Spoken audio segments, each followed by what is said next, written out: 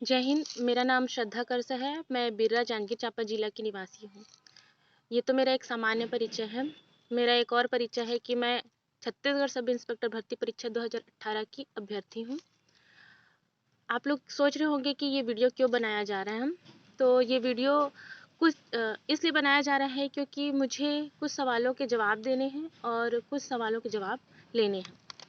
ठीक है, तो मैं ये बताना चाहती हूँ कि ये जो भर्ती प्रक्रिया है हमारी 2018 से अब तक पूर्ण नहीं हुई है।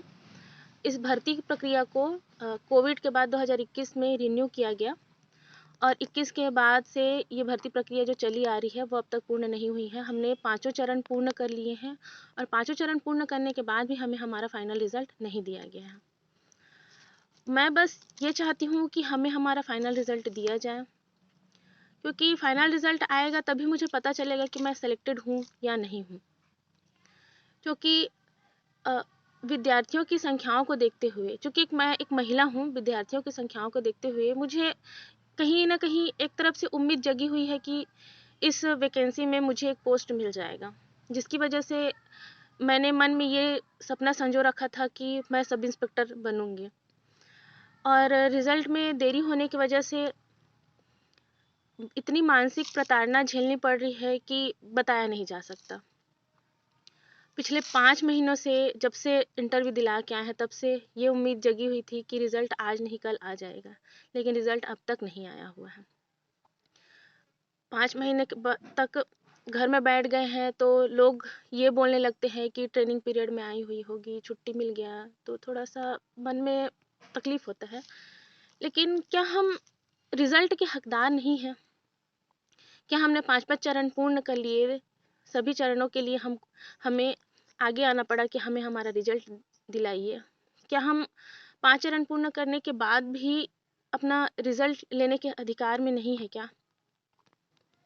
मैं सरकार से सिर्फ इतना ही जानना चाहती हूँ कि हमें हमारा रिजल्ट कब तक दिया जाएगा।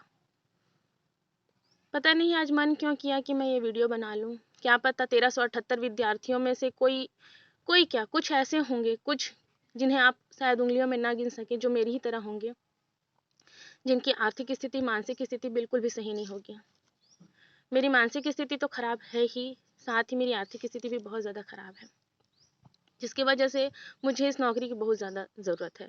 यदि मेरे पास समय होता, और ज़्यादा समय होता, या आर्थिक स्थिति अच्छी होती, तो मैं अगले नौकरी के लिए तैयारी करने के लिए भिड़ जाती, ज़्यादा माथापच्ची नहीं करती।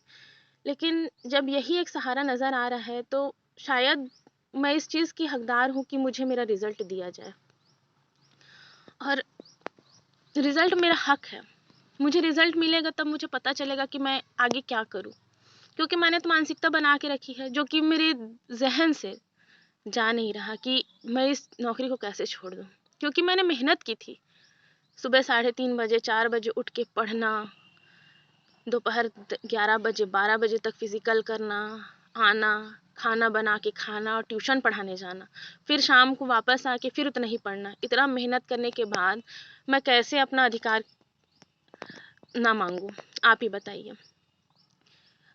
मैं यहाँ बैठकर वीडियो बना रही हूँ, कई लोग पढ़ाई कर रहे होंगे, कुछ ऐसे होंगे जो रोजी मजदूरी भी करने गए होंगे। ऐसे लोगों को मैं जानती हूँ जो हमारे ही 1378 में से कोई एक है। लेकिन क्या हमारा अधिकार नहीं कि हम उस मुकाम तक पहुँच सके जहाँ हमें पहुँचना चाहिए? इस वीडियो को बनाने का एक मकसद ये भी है कि बहुताय लोग हम पर लांछन लगाते हैं कि हम पैसा दिए हैं, 25 लाख रुपए दिए हैं, धांधली हो रहा है। देखिए पीछे जो ये खंडहर दिख रहा है, ये मेरा टूटा हुआ घर है जो पिछले 5 सालों से ऐसे ही पड़ा है। पिछले 5 सालों से ये घर ऐसे ही खंडहर की तरह पड़ा हुआ है, जिसे बनाने की हमारी हिम्मत नहीं है। और घर की स्थिति इतनी ज़्यादा ख़राब है कि कुछ कहा नहीं जा सकता। ठीक है, ऐसे ही 1378 में से बहुत लोग होंगे जिनकी आर्थिक स्थिति बहुत ज़्यादा ख़राब होगी, और दिन भर के जो घर के हालात हैं उन्हें देखकर मानसिक स्थिति और भी ज़्यादा ख़राब हो रही है। तो मैं उनसे सवाल करना चाहती हूँ जो ये कहते हैं कि 25 लाख दिया गया है, अगर भाई बहन 25 लाख होता तो क्या मैं अपना घर ना बना लेती? और कई लोग ये भी लांछन लगाते हैं कि बिलासपुर में रहकर पढ़ते हैं, रायपुर में रहकर पढ़ते हैं, महीने का 10,000 रुपए खर्चा करने के लिए इनके पास औकात कहाँ से आती है। तो ये भी कहना चाहूँगी कि महीने का 10,000 खर्चा करना ज़रूरी नहीं है कि वो माँ-बाप दे ही रहे होंगे। हम भी रहे हैं बिलासपुर में, लेकिन हम महीने का जो भी कमाते थे, अपना खाते थे। भले ही हमने माता-पिता को ना सहयोग दिया, ना उनसे सहयोग लिया। लेकिन मेरे जैसे ही बहुत सारे ऐसे अभ्यर्थी हैं, जो दिन भर कमाते हैं, रात भर पढ़ते हैं, फिर सुबह उठकर अपने काम पे जाते हैं, शाम को आके पढ़ते हैं। ऐसे करके हम यहाँ तक पहुँचे हैं। हमें हमारी मेहनत का फल चाहिए, इससे अधिक और कुछ नहीं चाहिए।